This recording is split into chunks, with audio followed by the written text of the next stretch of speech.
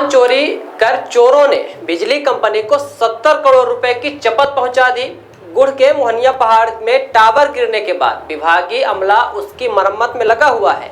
वैकल्पिक व्यवस्था के रूप में सतना से सीधी और शहडोल जिले में विद्युत सप्लाई की जा रही है। अधिकारी जल्द इसको ठीक कर व्यवस्था दुरुस्त करने का दावा कर रहे हैं। दरअसल गुड़ के मोहनिया पहाड़ में 220 केवीए विद्युत लाइन का टावर लगा हुआ था।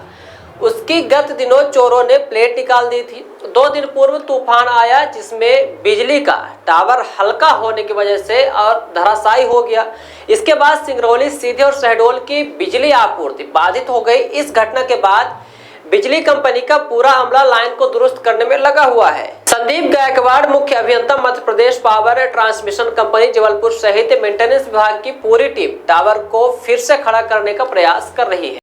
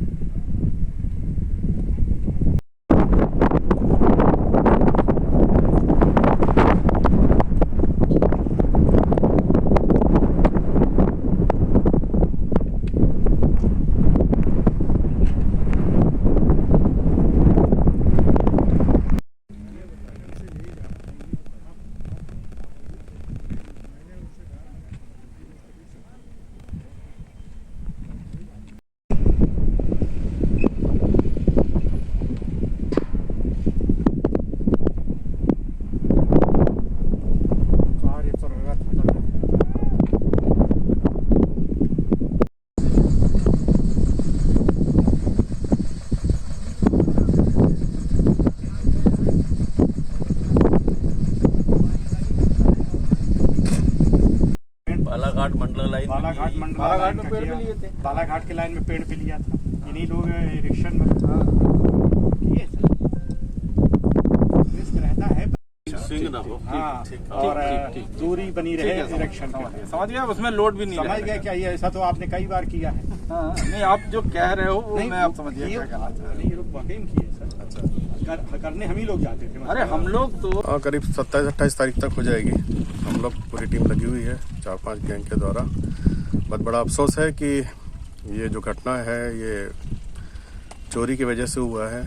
चोरों ने कुछ टावर में 4 पैर होते हैं, उसमें से 3 पैरों की जॉइंटिंग होती है फाउंडेशन के पास से, वो ही खोल के निकाल लिया। मतलब वो बहुत शातिर थे और भी 4 नहीं खोला, उन्होंने 3 खोला ताकि एक पे टावर टिका रहे। लेकिन वही आंधी तूफान और उसमें स्ट्रेसेस पड़ते हैं, उसमें फिर ये टावर धराशायी हो गया। इसी तरह से एक चोरी उन्होंने वो वाले जो अगला टावर है उस पर भी की, लेकिन उसमें सिर्फ एक ही काट पाए, फिर शायद हो सकता है नहीं कर पाए होंगे, अगला प्लान होगा।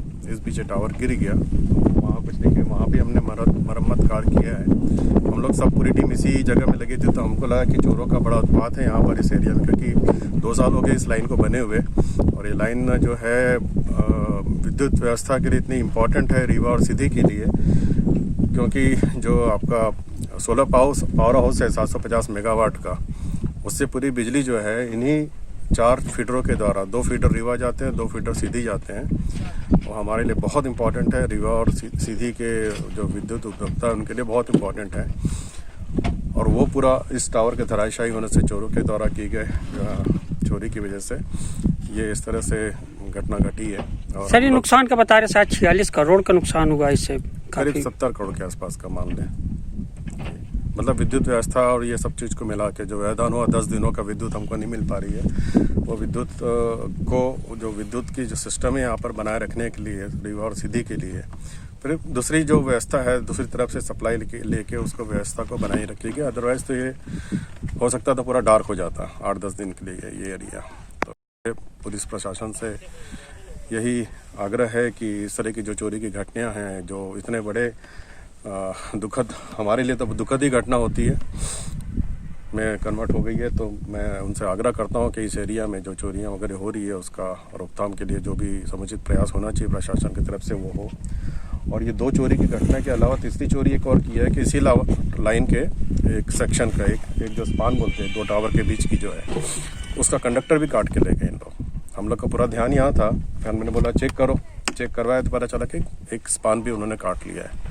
इस तरह से कुल मिला के चोरी मतलब बहुत शातिर चोर हैं जो ये सब समझते हैं कि टावर गिराएंगे लाइन बंद होगी तो कंडक्टर काटना आसान हो जाएगा। तो ये बहुत हाई वोल्टेज की 220 kV की लाइन है तो उसमें